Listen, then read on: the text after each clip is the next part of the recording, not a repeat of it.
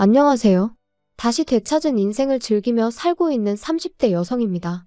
여기서 즐기고 산다는 건 탱자탱자 놀면서 지내고 있다는 뜻은 아니고요. 더 이상 남에게 휘둘리지 않고 쓸데없는 스트레스를 받지 않으며 잘 지내고 있다는 얘기예요. 정말이지, 그땐 왜 그렇게 나 하나만 참으면 그래도 괜찮아지겠지 하는 바보 같은 생각으로 참아가며 지냈는지 모르겠어요.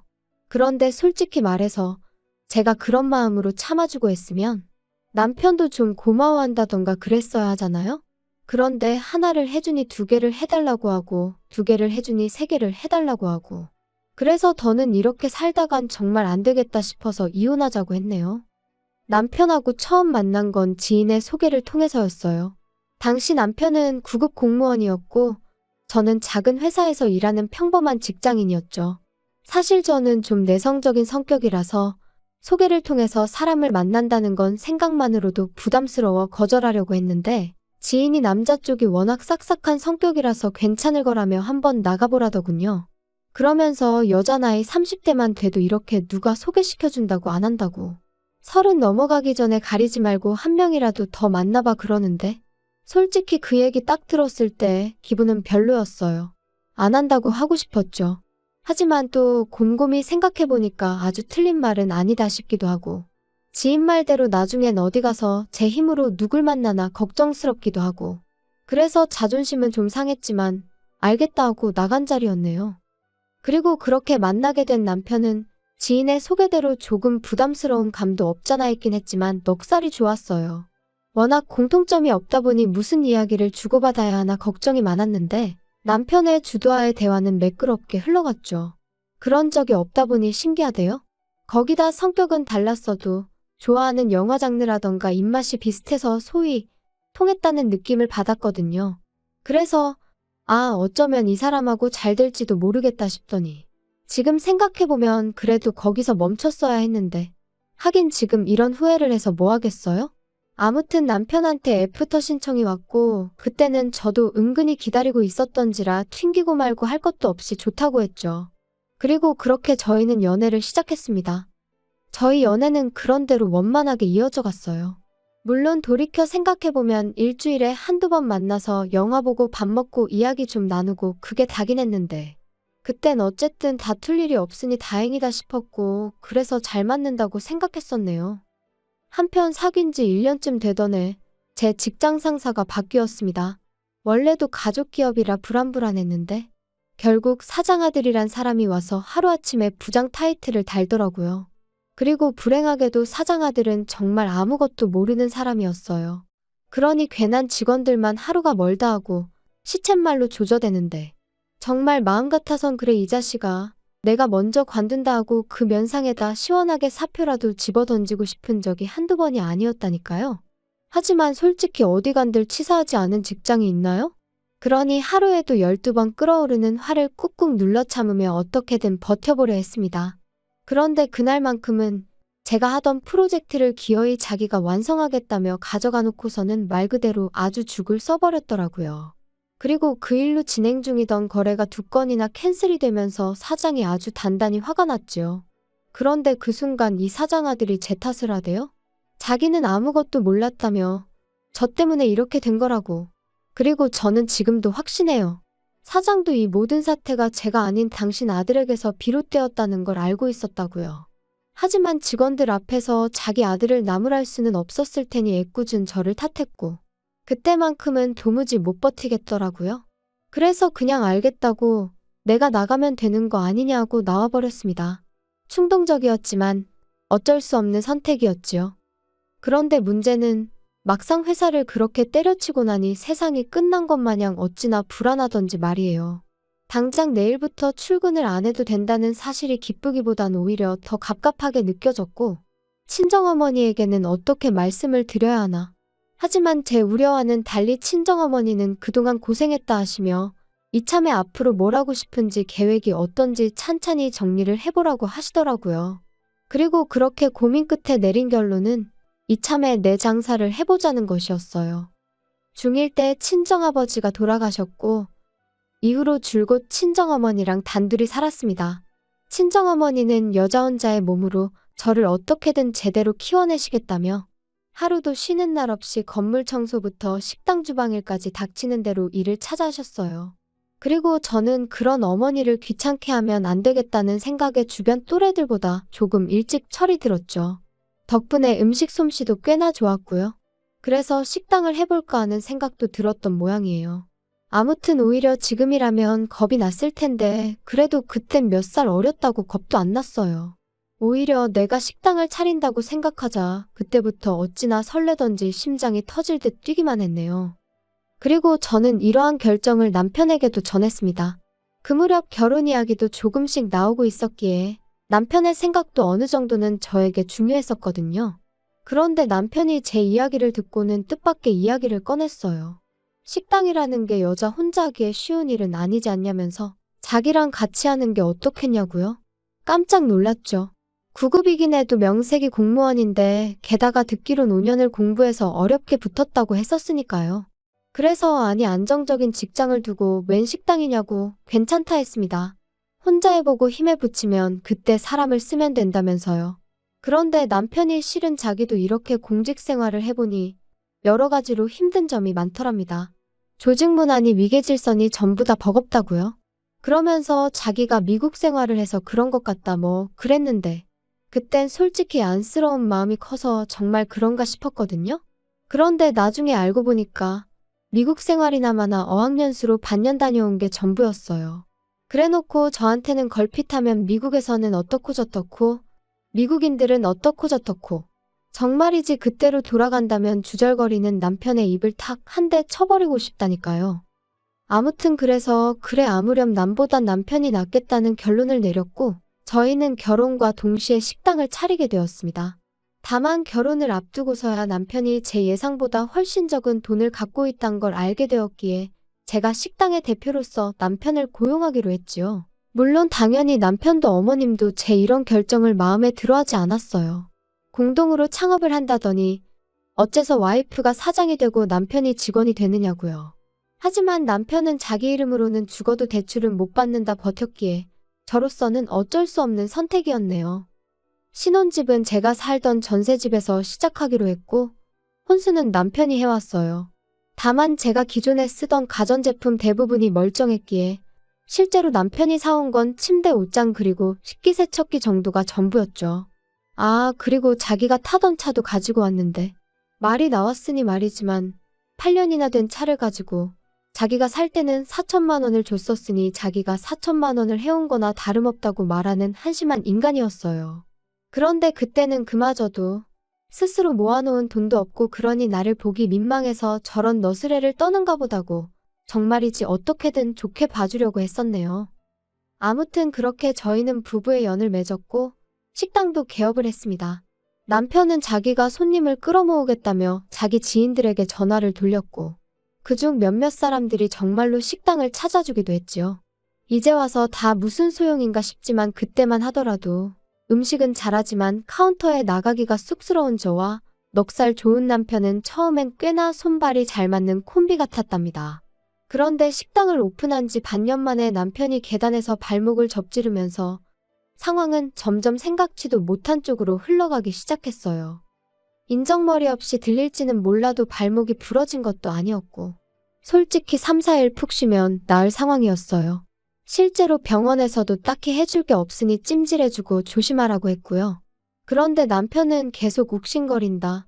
서 있으면 피가 아래로 쏠리는 것 같다. 정말 오만 가지 핑계를 대가며 앓는 소리 죽는 소리를 해대대요. 그리고는 이참에 한 2주 정도만 쉬면 안 될까 하는데 솔직히 걱정도 되면서 동시에 좀 서운했어요. 왜냐하면 그 무렵 손님이 좀 늘어나고 있다는 게 실감이 나기 시작했거든요. 그런데 뭐 사람이 아프다는데 어쩌겠어요. 참으라고만 할 수도 없고. 그래서 그래. 이 사람도 공무원 공부부터 계산해보면 거의 10년 가까이를 쉼없이 달려왔구나. 그러니 본인도 쉬고 싶은 거겠지.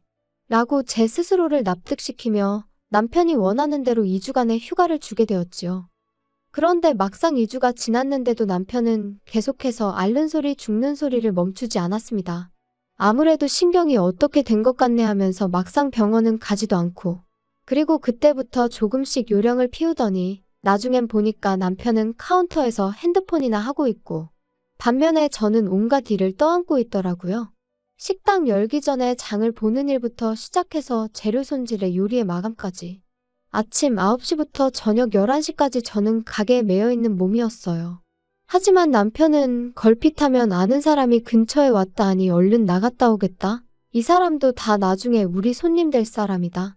나는 그냥 사람을 만나는 게 아니고 영업을 하는 거다. 핑계도 가지각색, 난리도 아니었죠. 그리고 저는 그런 남편과 말다툼을 할 여유조차 없었어요. 아니 솔직히 말하면 있어봤자 별로 도움도 안 되는 인간, 차라리 안 보이는 게 낫다고 생각한 적도 있었죠. 하지만 저도 사람이니 그날은 어째서인지 뺀질거리는 남편에게 한마디 하지 않고는 그냥 넘어가지 못하겠더라고요. 그래서 남편더러 언제까지 그럴 거야? 식당 일이 하기 싫으면 차라리 일자리를 구해서 출근을 해. 이게 지금 뭐 하자는 거야? 당신이 생각하기에는 당신이 지금 당신 밥값을 하고 있는 것 같아? 밥값이라니 너는 무슨 말을 그렇게 하냐? 여자 혼자 식당 하는 거 사람들이 알아봐. 그럼 무시해 너. 근데 내가 이렇게 떡하니 카운터를 지키고 있으니까 진상 손님도 없고 얼마나 좋냐? 원래는 오전에 장 보는 건 당신이 하기로 했잖아. 그리고 창고 정리도 당신이 하기로 했었고. 그리고 마감할 때 청소는 왜 안 해? 정말 하나하나 지적할 거 투성인데 내가 얼마나 참고 있는지 알기나 해. 왜 또 이래 진짜? 아침부터 사람 스트레스 받게. 나도 다 생각이 있다고? 그리고 장 보고 정리하고 그런 건 원래 여자가 남자보다 잘하잖아. 그리고 마감할 때 청소는 그냥 대충 하고 아침에 와서 하면 되잖아. 내가 너더러 하라고 한 것도 아닌데 왜 네가 다 알아서 잘하다가 갑자기 짜증이냐? 어이가 없다 진짜. 더 긴 말할 것도 없네. 당신 이제 월급 아니고 시급으로 계산할 거니까 그런 줄이나 알아. 뭐? 야, 그게 네 마음대로 되는 줄 알아? 내 동의가 없으면 어차피 못 받고. 그래 그럼 당신 관둬 그럼. 때려치면 되겠네. 저는 남편이 관두지 않을 걸 알고 있었어요. 막말로 자기가 어디에 가더라도 지금처럼 편히 일을 할 수는 없을 거란 걸 누구보다 본인이 잘 알고 있었을 테니까요. 그리고 계약서가 어쩌고 하는 남편에게 바로 이튿날 서류 준비해서 들이밀었습니다. 그러자 남편이 저더러 자기가 제가 하루아침에 회사 때려치고 나올 때 보통이 아닌 건 알았는데 진짜 지독하다면서 정 떨어진다고 빈정거리더군요. 한편 그 무렵 어머님은 어머님대로 하루가 멀다 하고 전화를 해오셔서는 현철이 말이 식당 장사가 그렇게 잘 된다면서? 물가도 많이 올랐고 저희가 원래 박리담회라서 많이 남지도 않아요. 박리담회는 무슨 아무렴 네가 뭐 손해봐가면서 장사하는 건 아닐 거 아니냐? 그런데 좀 섭섭하다. 그렇게 돈 벌어서 다 뭐 하려고? 시부모 주는 용돈은 계속해서 제자리냐? 어머님, 아시다시피 물가가 많이 올랐잖아요. 그런데 음식값은 물가 따라 올릴 수도 없다 보니 정말 남는 게 많이 없거든요. 이해 좀 해주세요. 야, 이해나 마나 네 말대로 물가가 많이 올랐으면 우리 용돈도 올려주는 게 맞지? 내가 친구들 만나면 창피해서 할 말이 없어. 내 친구 미숙이는 그 집 며느리가 얼마 전에 명품 지갑 사줬다더라. 솔직히 속이 터졌죠. 남편이 하도 뺀질거려서 어머님한테 제발 따끔하게 한마디 좀 해달라고 몇 번이나 부탁을 드렸었는데 그럴 때마다 나몰라 하시던 분이 물가가 올랐으니 용돈도 올려달라는 게 남편이 누굴 닮아 뻔뻔한가 했더니 원인이 여기였나 싶기도 하고 그런데 문득 든 생각이 마침 식당에 일손이 부족해서 일할 사람을 구하고 있었거든요. 그리고 시댁에서 저희 식당까지 거리가 버스로 30분 정도로 그렇게 멀지가 않았어요. 그래서 남편한테 어머님이 얼마 전에 용돈 얘기하시던데 혹시 식당에 오셔서 일 좀 도와주시면 어떨까? 그러면 내가 급여는 신경 써드릴 수 있는데. 너 지금 우리 엄마 부려먹으려고 그러냐? 제정신이 아니네. 내가 공짜로 도와달라고 한다는 거 아니잖아. 내가 그렇다고 어머님한테 뭐 힘든 일을 부탁드릴 것도 아니고 서빙만 좀 도와주시면 되는데. 됐다 됐어. 시어머니 어려운 줄을 모르고 야, 그럴 거면 장모님 들어와서 일하시라 해. 우리 엄마는 이미 일 다니시잖아. 거기다 거리도 훨씬 멀고. 그러니까 어차피 하시는 일 딸 식당에서 하시면 되겠네. 억지 좀 쓰지 마. 그리고 난 좋은 뜻으로 꺼낸 얘기인데 당신이 그렇게 싫다니. 알겠다 알겠어. 못 들은 걸로 해. 진짜 뭐 말을 못 하겠네. 그런데 거기서 끝이 아니었어요. 지금도 저는 제가 그렇게 지나친 말실수를 했다고는 생각하지 않는데 남편은 뭐가 그렇게 약이 올랐던 건지 기어이 저희 친정어머니한테 전화까지 드려서는 저희 가게가 지금 일손이 부족하네요 전에 해가며 저희 어머니더러 와달라고 했더라고요. 그리고 친정어머니는 사위까지 나서서 와달라 하니 거절을 못하시고 알겠다 하셨고 아무튼 그래서 친정어머니가 저희 가게 일을 도와주시게 되셨어요. 친정어머니한테 죄송하고 감사하기도 하고 못난 딸이 따로 없었죠. 그런데 황당한 건 남편이 저희 친정어머니를 대하는 태도였습니다. 제 생각은 그래요. 이따금씩 남편의 지인들이 오는 경우가 있었는데 그럴 때 굳이 그 앞에서 장모인 저희 어머니를 부려먹을 이유가 뭐냔 말이죠. 오히려 우리 장모님이다. 인사들 드려라 하는 거면 모를까? 하지만 남편이 보이는 태도는 어떻게든 내가 이렇게 떵떵거리고 지낸다는 걸 과시라도 하고 싶은 것처럼 보였고 그러다 결국 저희 어머니가 일하신 지 8개월 정도 지났을 때였어요. 제가 잠깐 자리를 비운 사이에 저희 어머니가 정말 처음으로 주문을 잘못 받으셨는데 그걸 가지고 다른 손님들도 다 있는 자리에서 소리를 질렀던 모양입니다. 다른 아르바이트생이 남자 사장님이 좀 심하시다며 저에게 귀뜸을 해줘서 알았으니 망정이지. 그래서 그날 남편한테 네가 뭔데 내 어머니한테 소리를 질렀냐니까. 공은 공이고 사는 사지. 집안에서나 장모님이지 가게에서는 엄연히 그냥 일하는 아주머니 아냐? 그리고 어느 식당이건 간에 일하는 사람이 실수를 하면 한 소리 듣는 건 당연한 거지. 공이고 사고 장모님이면 상황이 어떻건 간에 그냥 장모님이지. 나는 뭐 할 말이 없어서 당신 지적 안 하고 그동안 오냐오냐 봐준 줄 알아? 그리고 당신이 뭔데? 식당 내에서 당신이 도대체 뭔데 어머니한테 소리를 질러? 대표는 엄연히 나야. 소리를 질러도 내가 질러. 이야, 그 코딱지만한 가게로 드디어 유세를 떠는구나, 네가. 남편과 저는 그날만큼은 정말 주먹만 오가지 않았지. 크게 싸우게 되었고 그때 이후로 저는 이따금씩 이혼 생각을 하게 되었습니다. 하늘의 맹세코 결혼을 통해 그 어떤 이익을 바란 것도 없었고 그저 다른 사람들처럼 안정된 가정을 꾸리며 평범한 인생을 살고 싶었을 뿐인데 어디서부터 어떻게 꼬여버린 건지 제 스스로가 한심하더라고요. 한편 친정어머니도 그날 일로 충격이 크셨는지 결국 한 달쯤 지나 그만 나오고 싶다 하시대요. 일부러 그런 건 아니겠지만 당신도 사람인지라 마음이 상했다 하시며 온 가족이 한 공간에 있어서 좋을 게 없는 것 같다고. 씁쓸한 어머니의 표정을 보고 있자니 얼마나 죄송스럽고 우라가 치밀던지. 아무튼 저는 그런 어머니의 마음을 조금이라도 달래드리고자 퇴직금이라고 말하면 좀 그렇지만 유럽 여행을 생각해냈어요. 평생 일만 하시던 어머니셨으니 이참에 저도 눈 딱 감고 한 열흘 어머니랑 같이 쉬어볼까 생각한 거죠. 그런데 이 이야기를 듣곤 남편이 노발대발 날뛰기 시작했습니다. 장모님하고 어딜 간다고? 유럽? 무슨 돼지목의 진주도 아니고 갑자기 웬 유럽? 원래 유럽 여행 같은 건 수준이 되는 사람이 가야 안 아깝지. 막말로 장모님 영어나 하시냐? 하이헬로우 말고 뭐 또 아시는 거 있어? 그렇다고 너는 뭐 영어 잘하냐? 진짜 돈 낭비하는 방법도 가지가지네. 웃기고 있네 진짜. 내가 벌어서 내가 내 어머니 모시고 간다는데 당신이 왜 난리야? 그렇게 부러우면 당신도 어머님 모시고 가던가. 사람이 원래 자기 그릇대로 놀아야 되는 거야. 고졸인 장모님이랑 전문대 나온 너 둘이서 무슨 유럽이냐? 그래도 유럽 정도 가려면 그 시절 대학까지 나오신 우리 어머니 엘리트야 엘리트. 그리고 나도 대학 나왔지. 우리 같은 사람들이 가야 돈이 안 아깝지. 이건 뭐. 진짜 더는 못 참겠다. 내가 그동안 몇 번이나 당신하고 살면서 당신하고 결혼을 왜 했을까 그러다가도 또 아니지. 그래도 참고 살아봐야지. 하루가 멀다 하고 그렇게 내가 내 마음을 달래며 살았거든? 그런데 이제 보니까 당신은 정말 구제불능이고 나도 더는 못 참겠다. 당신은 나한테 한 번도 제대로 고마워한 적도 없고 오히려 하루하루 불만만 더 쌓여가나 봐.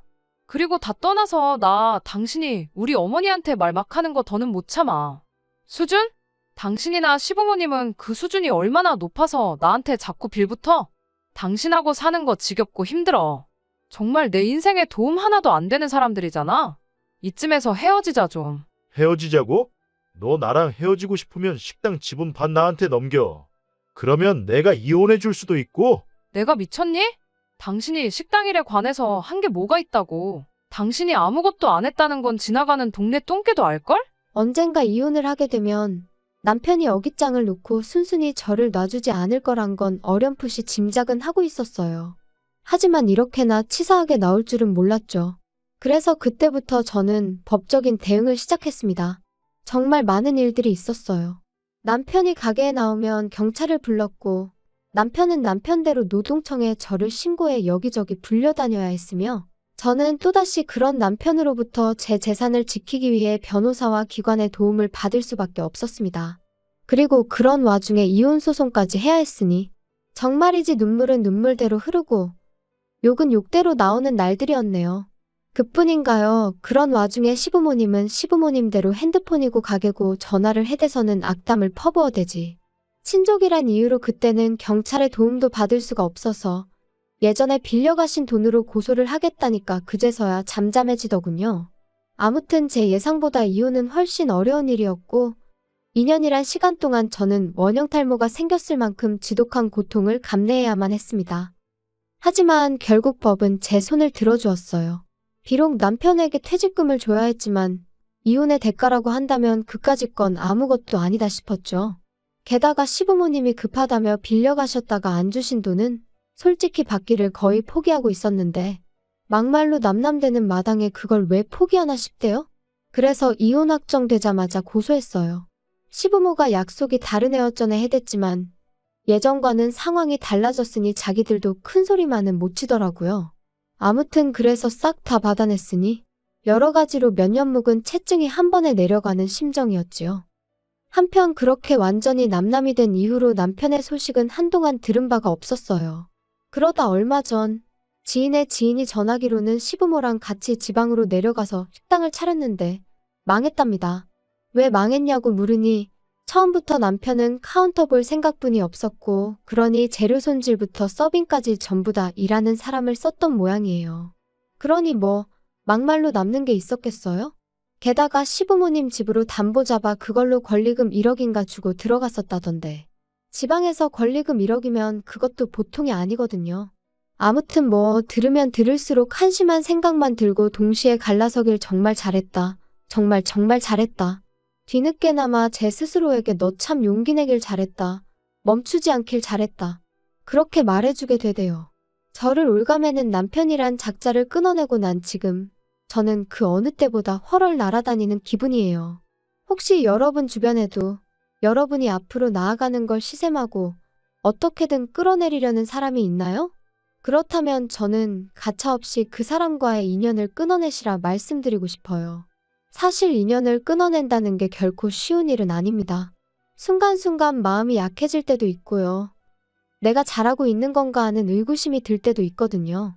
하지만 그 고뇌의 끝에는 그 어느 때보다 환하게 웃고 있는 자신을 발견하게 될 거라고 제가 이렇게 장담할게요. 들어주셔서 감사합니다.